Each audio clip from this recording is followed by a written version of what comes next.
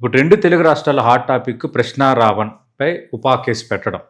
అసలు ప్రశ్న రావణ్ వ్యవహారంలో అద్దంకి దయాకర్ కామెంట్ ఏంటి? సమర్థిస్తున్నారా, వ్యతిరేకిస్తున్నారా, ఏం చెప్తారు? అసలు నా దృష్టిలో పరస్పర వైరుధ్యాలతో కూడిన స్టేట్మెంట్స్ చేసుకోవద్దు. తెలంగాణ ఆంధ్రాకి సంబంధించి అయినా, ఆంధ్రాలో ఉన్న పార్టీల మధ్యనైనా, ప్రజా సంఘాల మధ్యనైనా ఎందుకో అది కొంచెం గాడి తప్పిపోయింది. ఓకే, అధికారం ఉన్నది కాబట్టి వాళ్ళు అధికారాన్ని వినియోగిస్తున్నారు. అధికారంలో ఉన్నోళ్ళు మాట్లాడినా కూడా అక్కడ ఏం చర్చ లేదు. అధికారంలో ఉన్నోళ్ళు కూడా అదే స్థాయి మాటలు మాట్లాడుతున్నప్పుడు కూడా ఈ అణిచివేతనో లేకపోతే అహంభావపూరిత ప్రకటనలో ఆంధ్రప్రదేశ్కు వన్నెతేవు.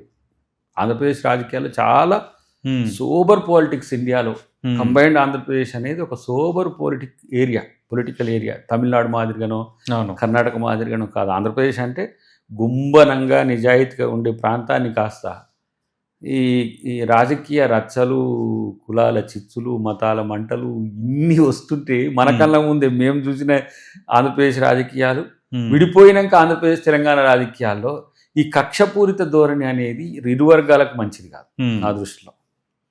అక్కడ అధికార పక్షాన్ని మనం బదనాం చేద్దామా అంటే విపక్షాలు కూడా అట్నే ఉన్నాయి. విపక్షాలు అట్లనే ఉన్నాయి కాబట్టి అధికార పక్షం కక్షపూరితంగా వ్యవహరిస్తుంది అని అంటే అధికార పక్షం కూడా అట్లనే ఉంది. మళ్ళీ ఇది దేనికి సంకేతం? ఇది పెరుగుతున్న మానవ విలువలకు సంకేతమా, ప్రజాస్వామిక విలువలకు సంకేతమా? మతాల మధ్యన వైరాన్ని తగ్గించాల్సిన ప్రభుత్వం ప్రోత్సహిస్తుందా? మనం మానవీయ కోణం నుంచి ప్రజాస్వామ్యాన్ని పరిరక్షించుకోవాల్సిన పరిస్థితిలో మనం దిగజారుతున్నామా అనేది కామెంట్స్ చేస్తున్న ఇద్దరు ఆలోచించుకోవాల్సిన అవసరం ఉంది. ఇది దేశ రాజకీయాల్లోనో రాష్ట్ర రాజకీయాల్లో ఎవరికి మంచి జరిగేది కాదు. ఓకే, మీరు ఒకరు సై అంటే ఇంకొకరు నై అంటారు. ఇది ప్రజాస్వామ్య స్ఫూర్తి. దీన్ని అనవసరమైన వాటికి ఎందుకు పోసే ప్రయత్నం చేస్తారు అనే విషయంలో నాకు ప్రశ్న ఉంది. నాకు కూడా. ఓకే, అంటే మీకు ఒక ప్రశ్న ఉంది, నినాదం ఆ ప్రశ్న వేస్తున్నదే వ్యవహారం పేరు మనం మాట్లాడుతున్నాం. ఇప్పుడు మీరు ఏంటంటే కర్ర విరగదు పావు చావదు అన్నట్టుగా పాత అద్దంకి దయాకర్ నైజానికి భిన్నంగా మాట్లాడారు ఈ ఎపిసోడ్. మీన్స్ ఇప్పుడు నేనేమంటున్నా అంటే ఆయన కొడకల్లారా అన్నాడు, మనోడు కొడకల్లారా అన్నాడు. అవును, ఆ కొడకల్లారకు శిక్ష లేదు, ఈ కొడకల్లారకు శిక్ష పడ్డది. కానీ ప్రజాక్షేత్రంలో ఇటు కూడా శిక్ష ఉంటది కదా. అవును, కొడకల్లారకు సైడ్ ఒకటి అడుగుతున్నారు, ప్రశ్న రావణ్ మాట్లాడింది కరెక్టా కాదా?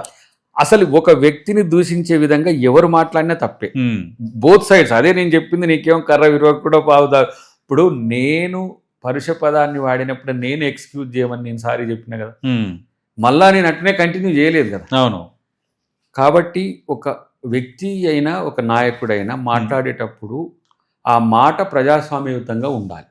విమర్శను దాటి, ప్రశ్నను దాటి విశృంఖలం వైపు ఎవరు పోయినా. ఓకే, ఇక్కడ కండిషన్స్ అప్లై ఏంటంటే అపోజిషన్ కు పినలైజేషన్ ఉన్నది, పొజిషన్ కు లేదు. ఓకే, కానీ ఒక చేతితోనే అయితే చప్పుడు రాదు. ఇట్లా అయితేనే చప్పటి వస్తుంది. ఎవరో ఒకరు తగ్గాల్సిన అవసరం, ఎవరు తగ్గట్లేరు. ఆ తగ్గకపోవడం వల్లనే ఈ చర్చ మొదలైంది. కానీ అక్కడ ఒక చర్చ అయితే జరుగుతుంది. ఇప్పుడు ఈ దళిత్ క్రిస్టియన్ మీద బాగా టార్గెట్ చేసి ఏదో చేస్తున్నారు, దళిత్ క్రిస్టియన్ వ్యవహారం పోతున్నది. అది మంచిది కాదు. ఎందుకంటే దానికి చాలా పురాతనమైన ఉంది. ఇప్పుడు కొంతమంది ఈ ఫెరోషియస్గా ఉండేటోళ్ళు, మేము వచ్చే గుడికే దళితులు కూడా వస్తారా, మేము పూజించే కాడ వాళ్ళు పూజిస్తారా అని రానియకపోవడం వల్లనే అంటరంతనం పెరిగింది. అవును, మీరు గుడికి రానియకపోతే ఏందని చెప్పేసి ఇంకో గుడికి పోయిండ్రు. నైజాములనేమో మసీదులకు పోయిండ్రు. అక్కడేమో అది సర్కార్లో ఉన్నది కాబట్టి అప్పుడు క్రిస్టియన్స్ ఉండే, సరార్దర్ కాటన్ ఎంపేక్ నుంచి మొదలు అంతకంటే ముందు నుంచి కూడా క్రిస్టియన్ మిషనరీస్ ఉండే. ఆ ప్యారిటీని రాజకీయం చేసుకోవడానికి బీజేపీ చేసే గాయలో బీజేపీని సంతృప్తి పరచడానికి ప్రభుత్వం ప్రయత్నం చేయాల్సిన అవసరం లేదు.